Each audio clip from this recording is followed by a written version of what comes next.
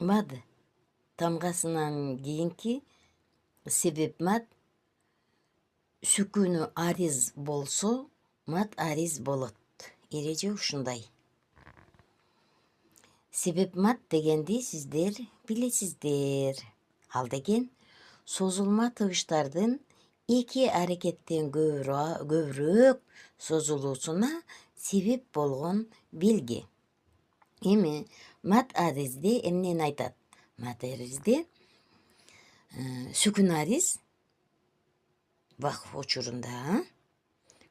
учурунда сөздүн акыркы тамгасында аракет түшүрүлүп, анын ордуна пайда болгон сүкүн жөнүндө айтат. Мына пайда болгон сүкүн жөнүндө. Эрежени уктуңуз, мына. Азыр мисалды айтайын. Роббил аламина деген сөз. Мына. Фатха менен турат. Нун тамгасы. Ушуну аризмат кылганда кантип окуйсуз?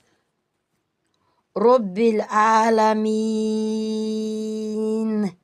деп мына сүкүн пайда кылдырып ушинтип окуйсуз. Мына ушул жөнүндө болуп жатат. Эреже. Билдиңиз, Малики яумиддин. Малики яумиддини.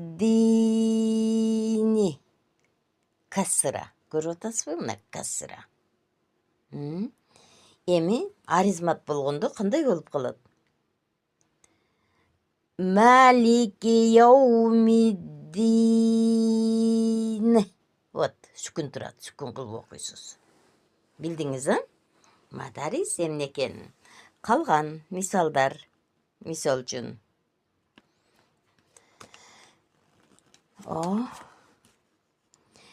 Янсуруна деген сөздү янсурун деп окуйсуз.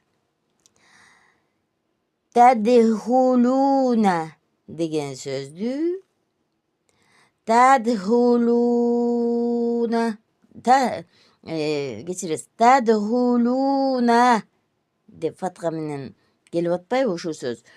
Вакф кылган учуруңузда ушундай болот. Тадхулун деп окуйсуз. Я'ламуна деген сөздү кантип окуйсуз? Окуңуз. Я'ламу